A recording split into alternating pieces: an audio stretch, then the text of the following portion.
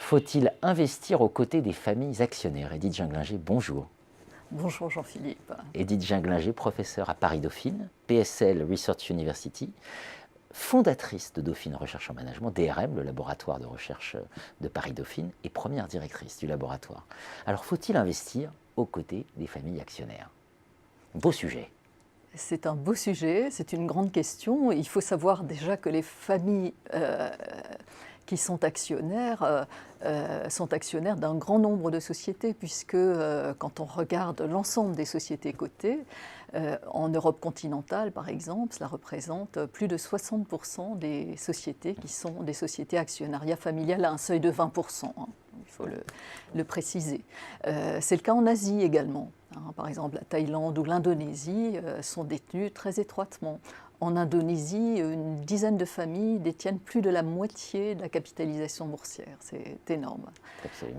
Et même aux États-Unis, dont on peut avoir une idée plutôt d'entreprise à capital dispersé, ça n'est pas le cas. 35 à 50% des sociétés sont également à capitaux familiaux.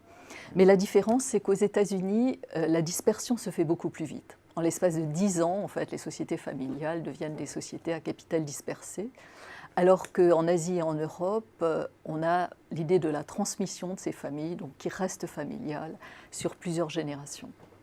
Il y a des modalités de contrôle particulières, hein.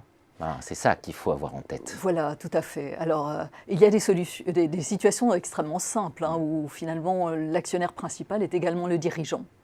Première génération, donc là, vous n'avez plus de conflit d'agence puisque on peut peut-être rappeler ce qu'est un conflit d'agence. Eh bien, c'est les divergences d'intérêts qu'il peut y avoir, par exemple, entre des actionnaires et le dirigeant qui gère l'entreprise. Donc, première génération, pas de difficulté de ce type-là. Pour les générations suivantes, évidemment, c'est un peu plus compliqué. Et lorsque la famille délègue la gestion à un dirigeant externe, ça l'est encore plus. Modalité de contrôle par le conseil d'administration, bien sûr, mais il y a là une dérogation dans le code AFEP-MEDEF, par exemple, qui exige 50% d'indépendants pour les sociétés cotées en France. Pour les sociétés avec des blocs actionnariales, eh bien, un tiers seulement des administrateurs doivent être indépendants. Donc la famille peut prendre toute sa place dans le conseil d'administration. Et puis peut-être noter aussi que les familles actionnaires, en particulier au-delà de la première génération, donc lorsque le dirigeant est un professionnel, eh bien, adoptent souvent la formule duale, qui est l'une des spécificités. Le choix unitaire dual est une des spécificités françaises, donc de séparer conseil de surveillance, le contrôle et le directoire, l'aspect plus de conseil, expertise auprès des dirigeants. Une particularité aussi, souvent, on a des conseils de famille. Alors on peut également, et en particulier lorsque la famille s'élargit, au-delà de la première génération, on peut avoir aussi une solution d'organisation souple. On a une assemblée familiale avec tous les membres de la famille qui sont actionnaires, qui peuvent nommer un conseil familial et celui-ci sera en lien avec le conseil d'administration pour assurer la convergence des intérêts de la famille et de l'entreprise. Tout à fait. Alors, j'évoquais, faut-il investir aux côtés d'eux? Les conséquences pour les actionnaires minoritaires, on imagine qu'elles sont significatives quand même. Tout à fait. Là, on voit bien que du point de vue des actionnaires minoritaires, il y a une tension. Il y a d'un côté tout l'intérêt d'avoir un bloc actionnarial qui assure le contrôle et qui a tout intérêt à bien gérer, puisqu'ils vont récupérer l'essentiel des fruits de cet investissement et de cette bonne gestion.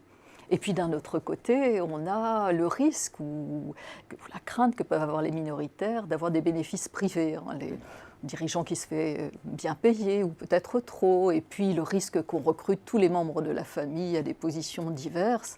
Et on peut également craindre que finalement ce ne soient pas les meilleurs, mais les membres de la famille. Sûr.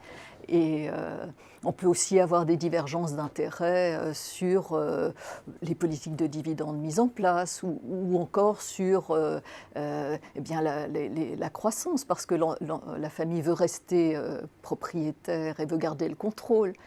Mais parfois, c'est difficile de croître et en même temps de garder le contrôle. Donc il peut y avoir des petites tensions. Si on prend les travaux finalement qui traitent de la performance des entreprises familiales et des modalités de contrôle associées, qu'est-ce qu'on apprend en synthèse? C'est vrai que l'intérêt de regarder la performance, c'est bien d'arriver à faire la part des choses entre les bénéfices qu'on tire de l'actionnaire familial et puis ce risque de détournement éventuel. Et finalement, ce que l'on a comme résultat, c'est que quand on regarde la performance opérationnelle, donc forme de rentabilité d'exploitation, de rentabilité économique, eh bien on a une surperformance des entreprises familiales. Et cela, c'est vraiment un consensus dans les études académiques qui sont extrêmement nombreuses. Il y a vraiment beaucoup d'études et elles convergent sur ce point. On a vraiment une rentabilité économique qui est toutes choses égales par ailleurs, même secteur, même taille, etc., qui est meilleure. Alors quand on regarde la performance boursière, c'est moins évident. Certaines disent c'est mieux, d'autres disent c'est bien, moins bien. Bon, en moyenne, il n'y a pas de différence significative. Alors comment expliquer cela? On peut se dire c'est étonnant. Mais en fait, ça s'explique par... on ne mesure pas la même chose dans les deux performances. La performance comptable, c'est finalement ce qui est dégagé, la rentabilité dégagée de toutes les décisions passées. C'est ce qu'on peut dégager étant donné les investissements passés. Alors que la performance boursière mesure finalement les options de croissance.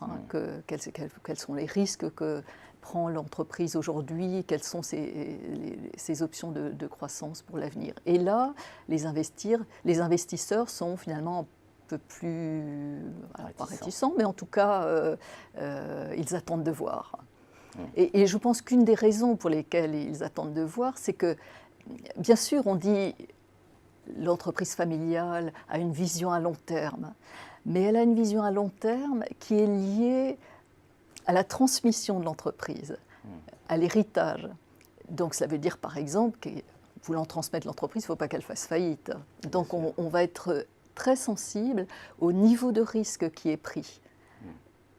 Parce que justement on veut transmettre. Donc ça veut dire qu'en moyenne, toujours on a des exceptions bien sûr, mais en moyenne, les décisions qui vont être prises sont des décisions de moindre risque, qui est légitime parce que la famille elle-même a un patrimoine qui est très mal diversifié.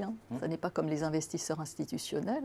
Et étant mal diversifié, elle va être très sensible aux risques qu'on appelle spécifiques, donc au risque de faillite et donc au risque des projets entrepris.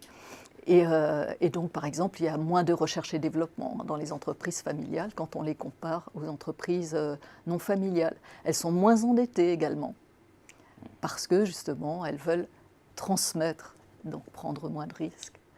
Et donc, on a également moins d'options de croissance, de fait, qui en résultent. Absolument passionnant. Quand on pense, on a tous en tête la question de la financiarisation, qui fait le débat, etc. Comment, à la fin, ça réagit avec la question familiale? Parce que tout ce que vous nous dites, c'est effectivement moins de diversification, d'options de croissance, etc. On a l'impression d'avoir le raisonnement anti-financier, au sens théorie de l'agence. J'ai raison ou j'ai tort? Alors, je pense que c'est peut-être un peu caricatural de l'exprimer ainsi, mais le raisonnement financier est souvent un raisonnement qui est adopté du point de vue des investisseurs institutionnels. Et les investisseurs institutionnels sont parfaitement diversifiés. Donc, ils ne vont pas être sensibles, par exemple, au risque de faillite d'une entreprise. Et donc, ils peuvent faire des paris. Parce que si cette entreprise A fait faillite, leur investissement est suffisamment large pour que ça n'obère pas leur propre rentabilité, ce qui n'est pas le cas de l'entreprise familiale. Donc on a bien des différences d'intérêts stratégiques entre les différents investisseurs. Pour autant, les horizons peuvent ne pas être les mêmes. Mais l'horizon familial qu'on dit à long terme est un horizon familial en termes de transmission, plus que de niveau de risque. Je pense que globalement, ce qu'on peut dire, c'est que, peut-être pour conclure sur la question initiale, c'est de dire qu'un actionnaire minoritaire, en tout cas, n'est pas défavorisé par l'investissement familial. Toutes les études montrent qu'il est au final plutôt gagnant. Même s'il doit être conscient du fait que les stratégies mises en œuvre ne sont pas forcément les mêmes que dans une entreprise avec capital dispersé. En tout cas, il n'a pas à craindre l'excès de bénéfices privés. Merci Edith Junglager.